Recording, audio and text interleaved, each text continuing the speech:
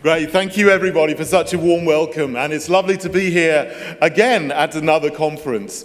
And at the last conference just in Bournemouth, one of the main points that I made is that our education system is in many ways not giving our young people all of the skills that they need to be a success in this country. And one particular example was in medicine.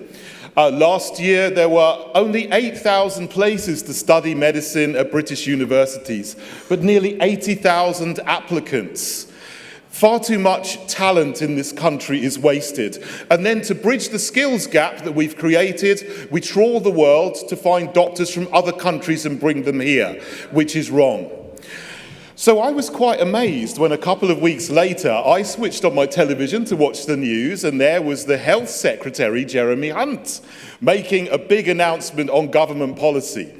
And what he said was, we're not training enough British doctors in this country, we need to stop trawling the world and bringing doctors from other countries and train more doctors here. But you heard it here first, I think.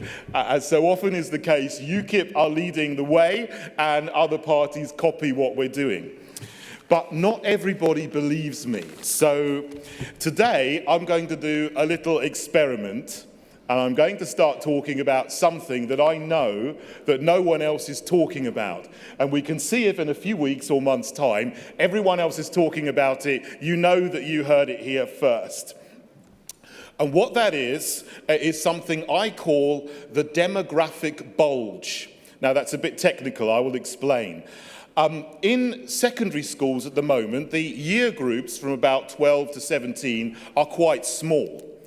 But in primary schools, the year groups from 5 to 9-year-olds are much, much bigger, which is one of the reasons why primary schools are overcrowded at the moment. In 2 years' time, that demographic bulge is going to hit secondary schools and is going to work through over the next 5 years. That means that we will need to create about 500,000 extra secondary school places. Not many people are talking about it and not many people are planning for it, but if we don't plan for it, it could be a looming disaster. But I see an opportunity. Now, I shall explain that too. It's no secret that UKIP supports grammar schools, and rightly so, because when we had them all over the country, they provided the greatest level of social mobility the world has ever seen. And the Labour Party actually does support grammar schools, not in what they say, but in what they do. And if we consider Labour's finest, let's think about Diane Abbott. Well, she sent her kids to not a grammar school, but a private school. Emily Thornberry, another one of Labour's finest, sent her kids to a grammar school, as did Harriet Harman with her son, and Jeremy Corbyn went to a grammar school as well. Well, I think grammar schools should not just be some things that give opportunities to the leadership of the Labour Party, but should give them to all academically talented people across the country. Thank you. Now, because we're going to need so many extra secondary school places over the next few years, that does provide an opportunity, because we will need to build hundreds of new secondary schools. And I say that at least half of the new secondary schools that we build and open should be grammar schools, so that we can actually get a grammar school in every town and city across the country. Now, we also need far more technical schools as well to teach vocational qualifications and apprenticeships, an area which has been neglected for far too long.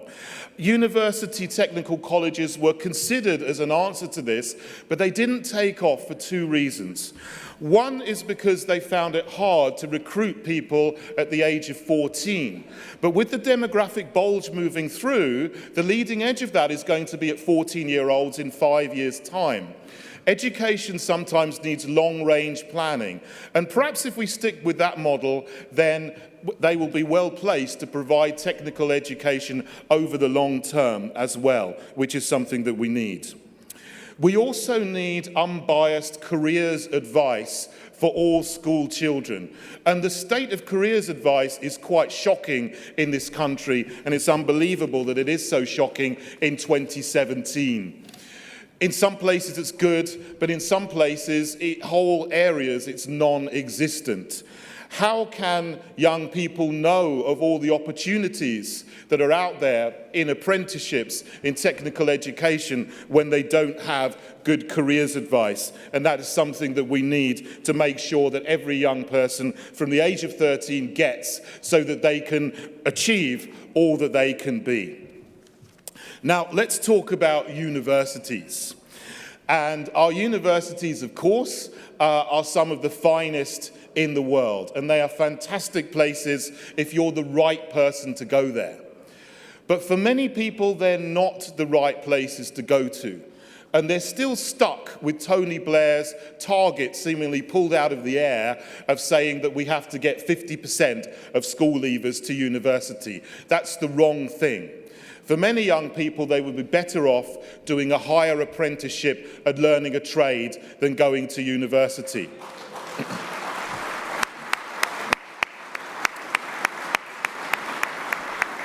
And that is why it's so essential that they all have really good, thorough, independent, unbiased careers advice from a very young age, so that they can process all of the information about what's the best place for them. Some careers which were not previously graduate-only careers have been made that in the last small period of time. Nursing, for example, is now a graduate-only career, which is nonsense. It would be better to have it as a non-graduate, on-the-job vocational training for nurses. This will get far more young talent into that profession earlier, it will save the taxpayers money, and it will stop us having to trawl the world for nurses from other countries to fill a wholly unnecessary skills gap. And soon policing is to become a graduate-only profession. That is also nonsense. Since policing began in this country, police could go to police training academies, which teaches them all they need to know from 18. It's a nonsense to make it a graduate-only profession. It stops people from 18 to 21 becoming police, and then also creates another unnecessary skills gap. Now, universities should be made lean and mean and concentrate on high-value academic subjects. They also need to be places which open the mind rather than close the mind. And it's quite disturbing in the last few years how free speech has been curtailed in universities.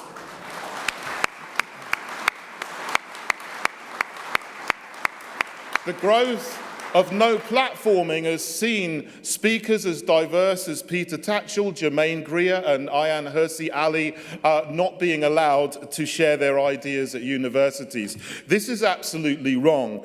We have made a generation with far too many adult crybabies who need to go and run to their safe spaces whenever they hear an idea that slightly contradicts their worldview. It's absolute madness. There should be no safe spaces at university, and if you're not mature enough to hear an idea that you don't agree with without responding in a mature manner, you shouldn't be at university.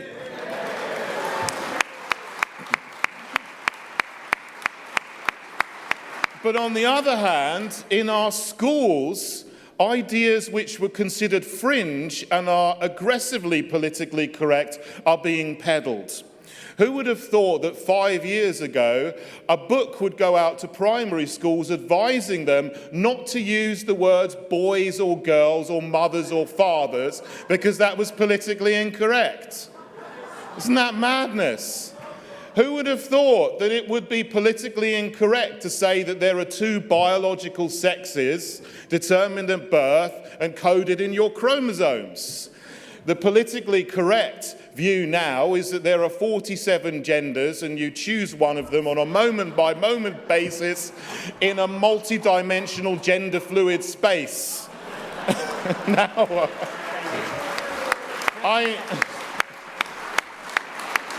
I'm not quite sure what that means, but it's not something that even the monster-raving loony party thought up. We need to restore sanity to our schools, and a lot of these fringe ideas are coming through the citizenship syllabus. That needs a total overhaul. Now, some of the things about it are good. Children need to be taught about political processes and democracy. But things that the references to difference, diversity and multiculturalism that allow fringe ideas and politically correct nonsense into our schools should be removed from the syllabus. Now, sex and relationship education should also remain non-compulsory with a full parental veto over it. Age-appropriate sex education can be very good and beneficial in secondary schools if it's done well. But some of the stuff that I have seen, which has been targeted at 7-year-olds in primary schools, are things that you wouldn't take home in a brown paper bag. And honestly, if parents saw some of the materials that I've seen, they would be shocked. It's actually quite wicked, and it shouldn't be allowed. David, we're over time now, David. Can I do one more paragraph? Okay. Yeah.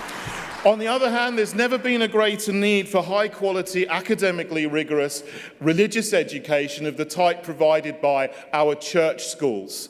And let's remember that 97% of faith schools in this country are church schools, and 1/3 of all state schools are church schools, and they've been doing a fantastic job of education in this country for centuries. To increase the esteem of what they do, I would include religious education alongside geography and history as an eligible subject for the English Baccalaureate, the main measure of academic achievement at 16. Now, without UKIP, we would not be standing on the brink of freedom from the European Union. There are many challenges still to overcome in our education system, but UKIP is on the ball, and what we will do is create an education system where no child is held back, an education system which, once again, is truly world-class in every area. Thank you.